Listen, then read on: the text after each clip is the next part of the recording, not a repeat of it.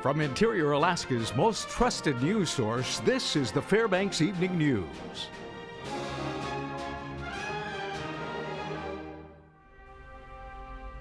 Good evening. Welcome to the broadcast. A Fairbanks man was arrested on first-degree murder and tampering with physical evidence charges this afternoon. 23-year-old Yesley Campbell was taken into custody in connection with the death of Todd Nozel. Nozel was found shot to death on the dike near Tanana River in April of 2015. According to police documents, 21-year-old Nozel was killed following a disturbance at Campbell's home. Campbell was ordered to be held without bail at FCC until his next court date in February. A Fairbanks man was arrested last Tuesday for misconduct involving a controlled substance and a weapons crime. 48-year-old Gazim Fazosky was accused of possessing $52,000 worth of heroin and was arraigned in district court today. According to court records, the statewide drug enforcement unit received an anonymous tip about a large amount of heroin being sold in the Fairbanks area. He allegedly had been selling heroin for the last 5 years, getting his supply by traveling back and forth from Chicago. Investigators arrested Fazosky at his residence on Sheep Creek Road and found a fully loaded handgun in his couch cushions. He is being held without bail, and his next court date is set for February. Governor Bill Walker is appointing a new commissioner to the Alaska Department of Corrections. Dean Williams will take over for Walt Monaghan, who served as the interim administrator for the agency upon legislative approval of the move. Williams helped lead the charge in a state review of the department after several inmates died in custody. He previously served as a special assistant to Governor Walker and superintendent of a juvenile justice center. Walker says he believes Williams is the best person for the job, while Monaghan may appear in another role somewhere else in the governor's administration. Williams says he recognizes that inmates' deaths are an issue, and he plans to respond with a long-term strategy. We're currently taking very medically unstable people, putting them in a high sort of a risk environment in a jail cell when they're, and as you talk to corrections staff about this issue, they're the first ones giving a hue and cry about what's wrong with the situation. So it's on my plate, I can tell you that. We are gonna, I've talked to the legislature about it already. Many hospitals, of course, have called me already because they're concerned about what the alternatives are. The Alaska Department of Transportation outlined a proposal during a public meeting last night that would construct 2 roundabouts on Chena Hot Springs Road under the Steese Highway overpass. Ryan Grimes has the story.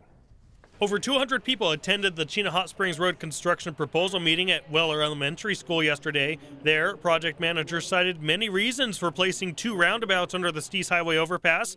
Benefits include reduced car crashes, shortened delays, better fuel efficiency, and lower maintenance costs.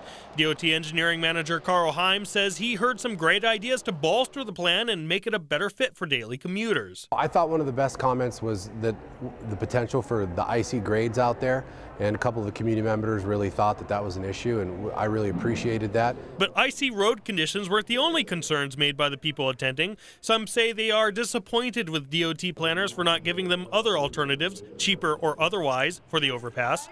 The federally funded project would cost U.S. taxpayers up to $4 million, and with approval, construction would begin in 2018. I think the roundabouts are going to result in traffic jams on Chena Hot Springs Road in the mornings.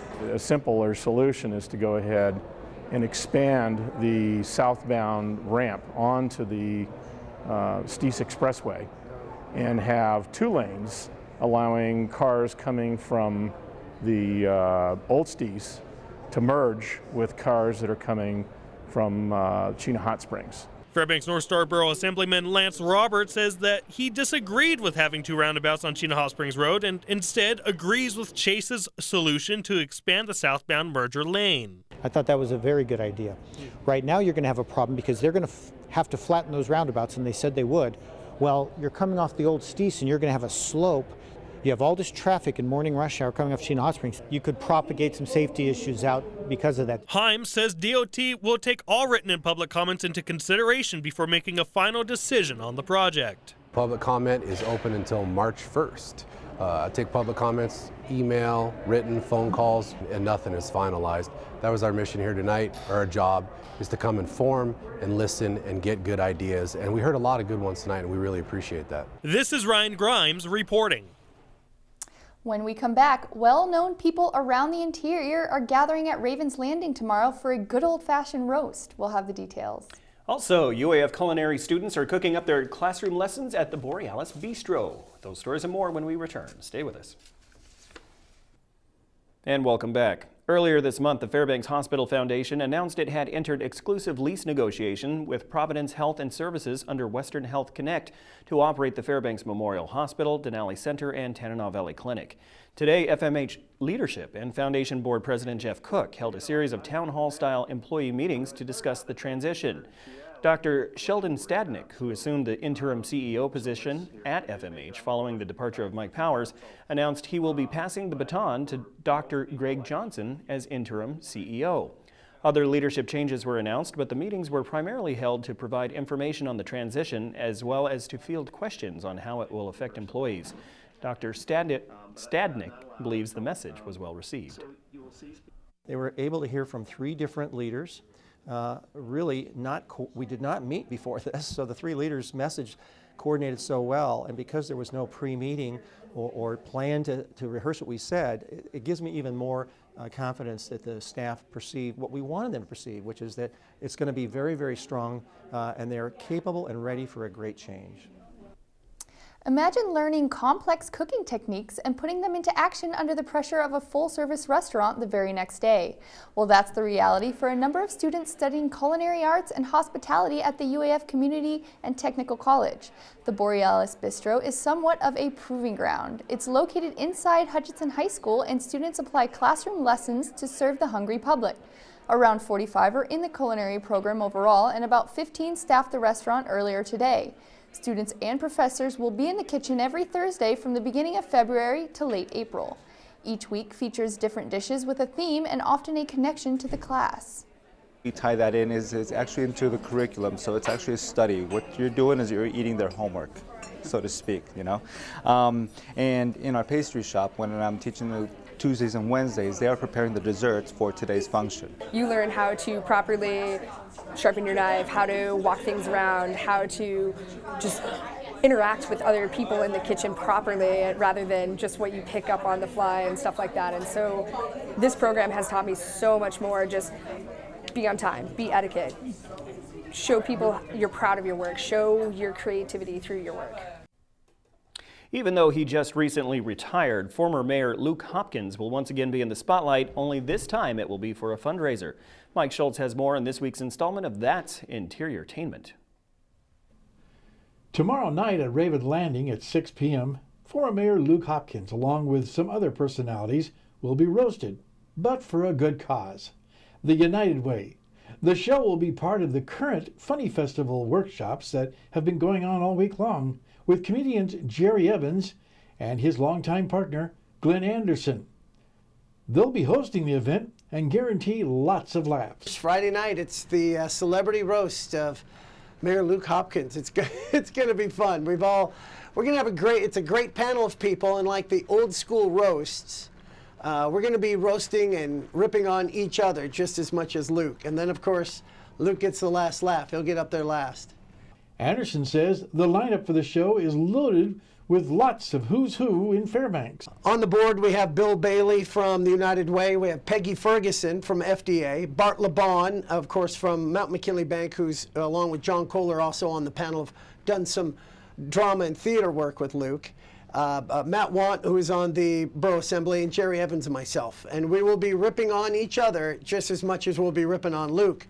But Luke's going to get the last laugh. He gets up there last and gets to have his way. It's going to be a good night, complete with dinner. And all the money and the proceeds goes to the United Way of the Tanana Valley. So prepare for lots of laughs and pure entertainment. Tickets are still available at the United Way. For Interiortainment, I'm Mike Schultz. That's Interiortainment, brought to you by Midnight Sun Family Medicine. Have you been to a roast before? No, I haven't. Oh, they're so much fun. But I wonder if the language is going to be questionable. Who knows? Some are like that. All right, Joe Cook is up next and has news about changes coming to the NAHL Robertson Cup format. Also, get a little preview of the upcoming Yukon Quest and UAF's hockey's upcoming series. Stay tuned.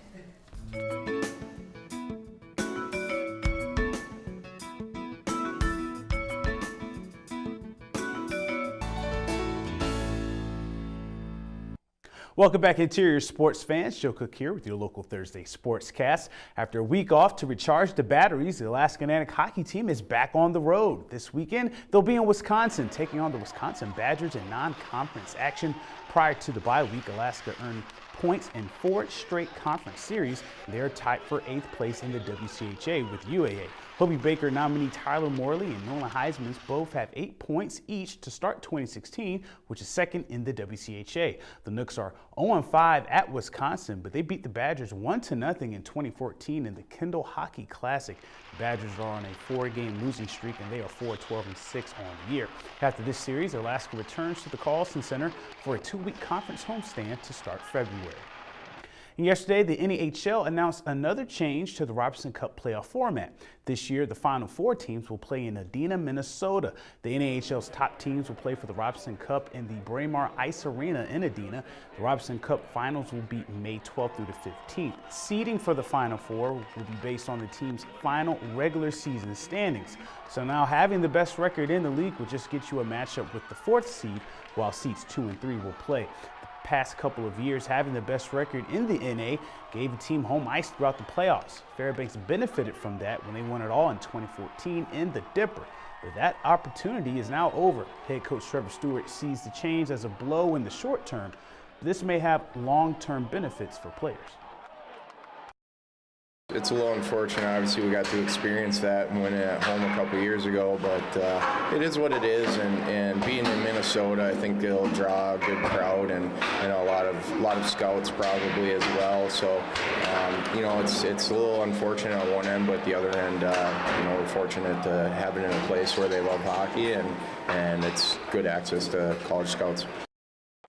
Heads up, Interior dog mushing fans and enthusiasts. Yukon Quest is just 8 days away. It's an even year, so the Quest will start in the Golden Heart City. The last time the race went from Fairbanks to Whitehorse, Yukon, Alan Moore won his 2nd straight title. He'll be a contender this year, along with 22 other mushers who will try to outrun defending champion Brent Sass, who won his first Quest last year. 23 mushers are in this year's field. There are 10 foreigners, 2 lower 48ers, and 9 rookies. Tony Angelo will represent Fairbanks. The mandatory checkpoints will be a 4-hour stop at Circle, 4 hours at Eagle, and a 36-hour stop in Dawson City, and an 8-hour stop in Brayburn. The purse this year is $116,000. The 33rd Yukon Quest starts on Saturday, February 6th in downtown Fairbanks. On Wednesday, the top 3A team in the Interior went 15-0 on senior night, while the top 4A hockey team almost matched that total in goals. West Valley Wolfpack hosted the North Pole Patriots on senior night, as 7 West Valley seniors were honored before their conference game. Wolfpack bit the Patriots in the first period with 3 goals. West Valley continued the onslaught as they scored 3 in the second period, and then they scored 4 times in the third. They win 10-1 over North Pole. Senior Gabe Rankin had 4 goals and 2 helpers. He is 3 goals away from breaking the program record for most goals in the season. He has 33. Senior Caleb Moretz had 5 assists and a goal, while Jonah Henderson scored twice and had 3 assists. Senior Stashi Skorolski, he added 3 assists as well. Moretz, Rankin, and Skorolski described senior night. Fantastic. Feels pretty good, especially sharing with these seniors.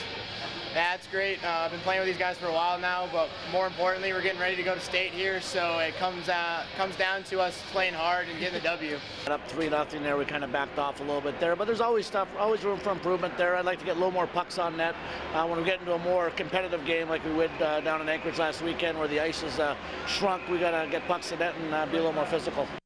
And the blowouts continued in prep sports as the Lathrop Malamutes traveled to Hutchinson High School for a doubleheader in basketball. This was a 3A-4A non-conference matchup. In the boys' game, Hutchinson made 2 shots the whole second half. Meanwhile, Lathrop executed on both ends. Gabriel Howard with a nice pass to Duncan Noble for the deuce coming up here. Howard had 15 points to lead Lathrop, and Noble added 10. And to cap things off, Glenn Maiden Jr. stepped back 3 at the buzzer to end the third, gave Lathrop a 59-19 lead, and they win at 68-19. The girls' game was deja vu. Hutchinson is coming off a Dean Cummings title, but Lathrop was on another level. They started the game on a 10-0 run, and they led 18-3 at the end of the first quarter. Jana Hadukovic scored 14 points, while Mackenzie Warner and Cheyenne Diber added 13 points apiece in a 68-26 win over the Hawks as the Malamutes sweep. And that'll do it for sports tonight. Thanks for watching. Mike Schultz is up next with weather after the break, and as always, we'll catch you next time. Hey everyone, welcome back into Thursday night weather. Mike Schultz with you once again, and today was not nearly as warm as it was yesterday, but still a very nice day and still way above normal for this time of year and no end in sight. Tonight we're going to be talking about quite a few things in the weather.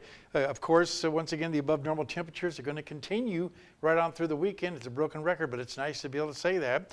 Elsewhere, we're looking at maybe a slight chance of a little snow, maybe later on tonight and tomorrow morning, but nothing really heavy expected whatsoever. And the air quality is still not too good in the North Pole. We'll tell you about that in just a little bit. As far as what's going on across the state, you can see the area of low pressure sitting down across the Gulf of Alaska. Once again, all the moisture is trapped down south of the Alaska Range in the Prince William Sound and the Kenai Peninsula area. Still some moisture moving across southeast Alaska. And across to the north of the Alaska Range, nothing going on there. Very quiet weather pattern. If across the rest of the state, the rain is falling around Ketchikan, but not nearly as warm as it was yesterday. Close to 50 yesterday, but 43 at Ketchikan today. Just cloudy skies at Juneau and some showers around the Anchorage Bowl. Also just partly cloudy skies for Kodiak, 34 degrees, and Cold Bay at 34 degrees. Over the to the other side of the Aleutian Chain, Bethel up to 31 degrees and Nome down to 20. And Barrow, once again, plus figures for this time of year is just about unheard of. Fort Yukon at 6 degrees below zero. Lower 48 weather, another system moving across the Pacific Northwest.